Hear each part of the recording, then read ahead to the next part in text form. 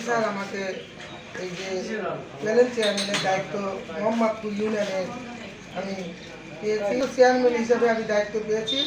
সেদিন থেকেই আমি বরাদ্দ ওদের আসে, আমি সকল মেম্বারদের নিয়ে সকলকে নিয়ে আমি সুন্দরভাবে ভাগ বাটোয়ারা করে আমরা কাজ করছি।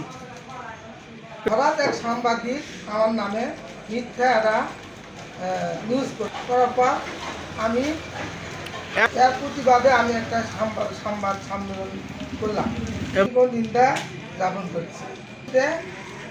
পরবর্তীতে এরপর নিউজ করলে সঠিকভাবে নিউজ করার জন্য অনুরোধ করতেছি। আমি মোহাম্মদ মিজানুর রহমান, মোহাম্মদপুর ইউনিয়নের ইউপি সদস্য ৯ নম্বর ওয়ার্ডের। আমি বিগত 2 বছর আগে যে বক্তব্য দিয়েছি, এই বক্তব্য এখন প্রচার করাটা মোটেই শোভনীয় হয়নি। আর আমি যে সাংবাদিকের কাছে দিয়েছি সেই সাংবাদিক তো রিপোর্ট করে নাই, চিটার বাটবারে রিপোর্ট করছে।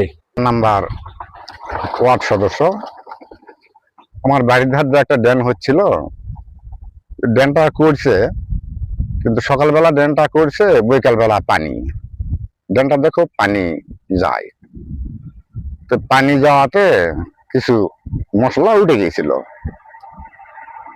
তো পরে চেয়ারম্যান স্যার ওটা ঠিক করে দিছে। ইউনো স্যার আসছিল, ইউনো স্যার আসে বললো যে এটা আবার ঠিক করে দিয়ে। তো পরে চেয়ারম্যান আবার মশলা টসলা সিমেন্ট টিমেন্ট সব নিয়ে আসে, আবার ওটা ঠিক করে দিছে। তো এখন কাজ মোটামুটি ভালো। তখন ওই যে পানির জন্য প্রচুর বৃষ্টির জন্য একটু সমস্যা হয়েছিল, খোয়া টোয়া উঠে গিয়েছিল, সেগুলো আবার ঠিক করে দিছে।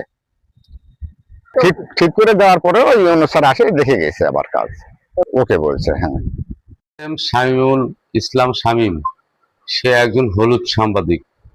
আমরা জানি সাংবাদিকতা করা মানে তারা সমাজের দর্পণ।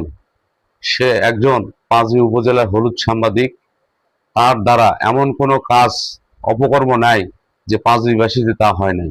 সে বিভিন্ন চাঁদার নাম করে, বিভিন্ন জায়গায় নিউজের নাম করে সে চাঁদা দাবি করত, এবং সর্বশেষ সে চাঁদা দাবির অভিযোগে জয়পুরহাট অতিরিক্ত জেলা ও দায়রা জজ আদালতে এই চাঁদার দাবির একটা মামলা বিচারাধীন। সে অদ্যাবধি ওখানে মামলা হাজিরা প্রদান করে। তার আমাদের জানা মতে তার কোনো সার্টিফিকেট নাই। সে জাল সার্টিফিকেট দিয়ে এই এই সাংবাদিকতা পেশা পরিচালনা করছে। ঊর্ধ্বতন কর্তৃপক্ষের কাছে আবেদন, তার সঠিক তদন্ত করে তার সার্টিফিকেট যাচাই বাছাই করে তাকে এই সাংবাদিকতা পেশায় অনুমতি দেওয়া হোক। আমার এবং পাঁচবিবাসী জানা মতে সে একজন মেডিসিন ব্যবসায়ী।